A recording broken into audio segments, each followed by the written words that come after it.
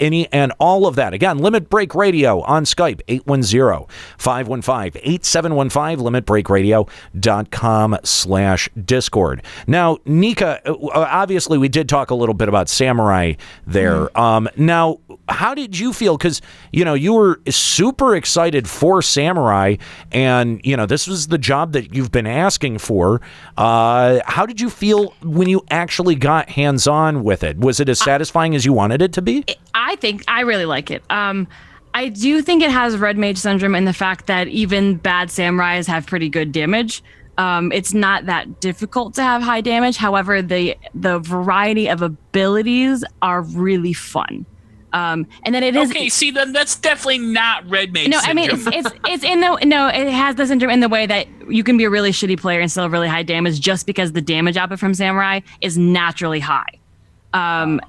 That's what I meant, is that it's less skill is required. However, it does have more management than Red Mage in the fact that, if you're not paying attention to the order that you're doing your buffs, because Samurai gets 3 different buffs that you either put on yourself or on the boss, or debuff on the boss. And if you don't do them in the right order, one of them will wear off and then you have to do it. It messes up your order. So there is a little bit more micromanagement you have to do. Plus the damage output is high and it's really flashy and cool looking. I absolutely love Samurai. It's definitely replaced Monk as my main DPS. I just wish it was a tank, but it's not. So I can't main it, unfortunately, but I definitely would. It's a lot of fun. Haha.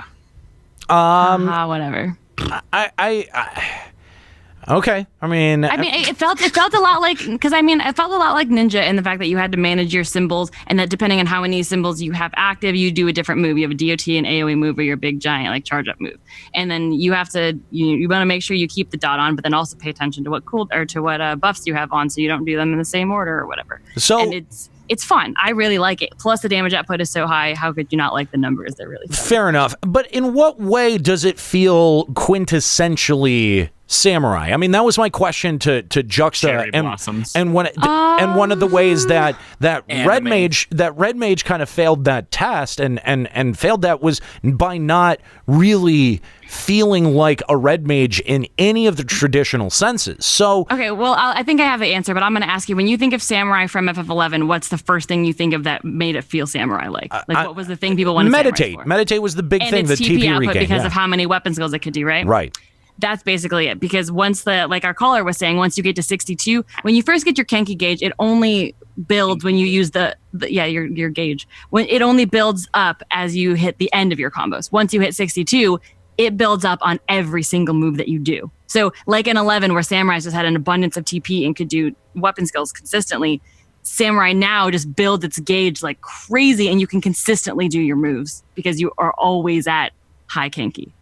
And the thing is that the Kenki gauge is separate from the symbols that you're already micromanaging. So you have your 3 symbols that build up to your one big move, but then like Dark Knight, how you have an AoE or a single hit move you can do with gauge, Samurai has that too. Okay.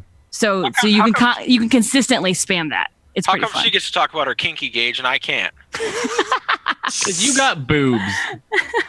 Well, sometimes. So I think that's what makes it feel Samurai, is the big sword, obviously, and the fact that you can do so many moves and spam them like what Samurai has been known for, having lots of TP. It's just they use a Kenki gauge instead of the TP itself. Interesting. Mm-hmm. It's fun. I like it a lot. But again, I think just from your description of it, I already see how, that doesn't necessarily have as many moving parts to it as something like Dragoon has. Dragoon is the most complicated thing in existence right now. Like Dragoon, Dragoon has, one of the most complex rotations absolutely that I can think of. And Samurai's is just about paying attention to what buffs you have up and how much gauge you have. Like there's more micromanagement than Red Mage, but not as much as Dragoon. But I think that, what we're seeing right now with Dragoon is kind of more indicative of the fact of how long the job has been around and how many things that they're just trying to tack onto it at this point. Kind of. Like, they try, in a lot of ways, they're trying to smooth over, like what they do in Stormblood is trying to smooth over what they did to it in Heavensward. Like, they gave us Fang and Claw and Wheeling Thrust, and that's kind of our move that we have to do to keep our Blood of the Dragon up so that we can Garrus Google. You need a fucking flowchart to follow this. Right. No. I know it at least that far, yeah. So in Stormblood, they made keeping Blood of the Dragon up way easier. Like they decided, like it's almost you don't even have to think about it. Like you more moves buff it up, and it just doesn't go down as easy. Garrus doesn't like drain the gauge 10 seconds anymore. So they made that easier, and they gave us a whole new mechanic to play with, where basically every time we do a jump, we're allowed to do a Mirage Dive, and after we've done 4 Mirage Dives, we can activate our new move. Starts with an N. It's Red Garrus. That's just what I call it. Because literally, it's just Garrus with a red palette on it, and it does more damage. But the problem is that Garrus is a line of sight AOE that does decent damage, but nothing super exciting. So we have to go through a long build-up. Like our rotation, I think, to get to our first time using that move is like a minute and 20 seconds or something like that to get to it, and then it doesn't do insane damage, and you're really disappointed. So to be able to pull off that big damage spike with max effectiveness, you've got to be able to do this huge long combo of abilities that seems pretty unreasonable. Well, yeah. So basically, old Dragoons, your whole thing was always about like, I'm going to build up all my buffs and all my debuffs on the enemy, and I'm going to hit a really strong full thrust. And that full thrust is going to do like 13,000 damage, and I'm going to feel super good about it. Right. They've really smoothed out Dragoon's damage curve so that it doesn't have those big moments of damage, but all of its stuff hits a little bit harder. So like, whereas full thrust may not be as exciting anymore, like, I also get to do way more wheeling thrust, way more Garrus and Nestron. That's what the big move is. I can weave in Nestrons, and those do decent damage. I get to do my Mirage Dives now, which do more damage.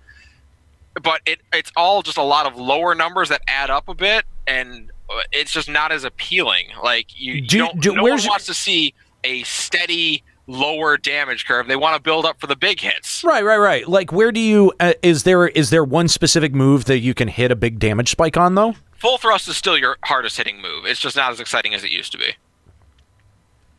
That just sounds really disappointing.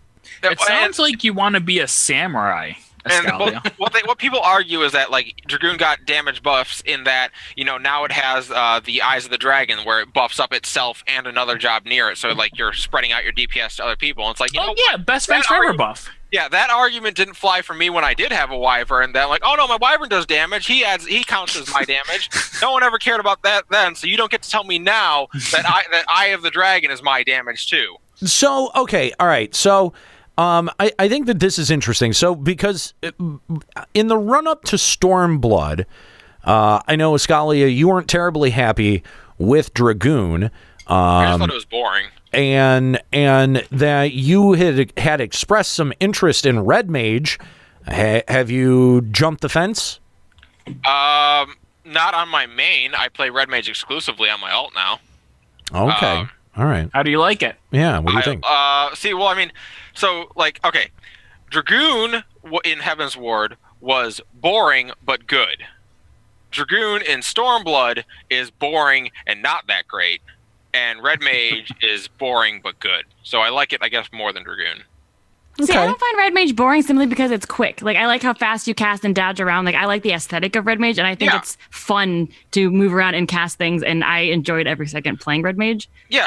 I do understand that it's simple at its core. However, every time I'm playing it, I'm having a lot of fun. See, and I agree. And, like, I wish, like, they could have captured some of that with Dragoon. Like, a job that is built on jumping, why do all my jumps feel boring? Like, why is there never any, like, interest to it? Like, literally, it's you jump up, you disappear off the screen, you land, and then you've done damage. Like, so what would be what you would want out of that? Do you want, like, big numbers from it? Like, if it was a big damage spike, would that be something that makes your jumps feel more effective? Because maybe. I mean, it's not just the damage numbers. Like, you know what I thought would have been cool is if they had added in Lancet finally. And maybe we could have a sequence where the only way you can do it is like you have to do like a spine shatter dive to jump to the enemy, then you elusive jump, do the backflip away, and then you can throw the lancet when you land. Like, that would be really cool. Yeah, that actually would be around cool. the battlefield as you do it. That would have looked really cool. And so instead of Nostrand being just red Garreskogul, maybe instead you unlock Lancet as your big move, but you have to do an elusive jump away from the mob to get some distance, and then you can throw the Nostrand or the Lancet. See, now that's interesting because you can make that distance requirement a thing, and if you put it at exactly where where an elusive jump should hit you relative to the mob, and it would be immediately available at that point. That actually is kind of a fun mechanic that I could see, being a little bit more engaging. But I mean, that's just the red mage mechanic, though. Well, that's what I mean, though. Like they gave red mage kind of the mechanic I wanted for Dragoon. Except here's a problem. Like they had this this problem back in like 2.0 and 3.0 with like Dragoon stuns and the Monk's shoulder tackle doing damage. But they changed that in 3.0, but then they put it back in for red mages engage and disengage that it does damage. Now, if you want to do your optimal DPS, you have to use these movement abilities, which means you can't use them for actual movement. You have to use them as part of your DPS rotation, which completely ruins the point. But no one uses elusive jump anyway.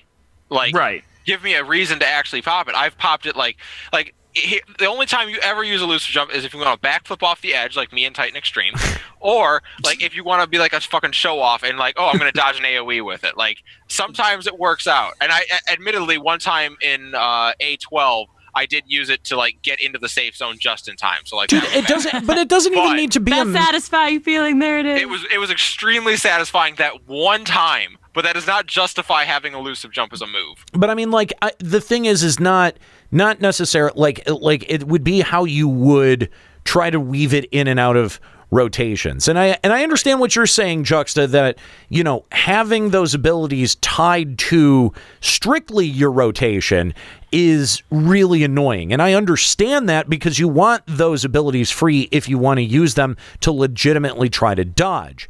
Yeah. However, jumps are already ancillary to what a Dragoon's rotation is as it exists, right? You want to have, or at least in 2.0 or in Heavensward, you want to have, some buffs up. So maybe towards the end of your rotation, like after you just finished hitting a full thrust, and then you, while you still have that buff up, you're doing like a buffed jump or dive or whatever the fuck it is, right? Like that was the way that they were previously being used. But if they had their own kind of separate rotation, like all my jumps are available, plus I've got Lancet and elusive jump, fuck it. It's just a series of jumps. Jump, elusive jump, hit Lancet, jump back. And I feel like having that at your, as a secondary rotation would be kind of really interesting. Instead of trying to weave jumps in and out of your existing rotation. Dude, I'm digging what Moxath is saying. Give us Lancet and make it look like the Spear of Light that killed Orshafan. And here you go. Here and then go. You can have elusive jump as normal. It's just your regular ability. But if you pop it on the heels, like you're up close, like let's say you can occasionally pop maybe every fourth Garreskogul, you can pop it. And on that one, you elusive jump like normal, but while you're on your backflip, you throw the Lancet as you land. Like that'd be sweet. And then Harchafant appears and gets impaled. Well, that would be, my personal preference, but I don't know if all Dragoons want that. Yeah. Anyway, before we hear from Kahlo about Ninja, let's go back to our phone lines.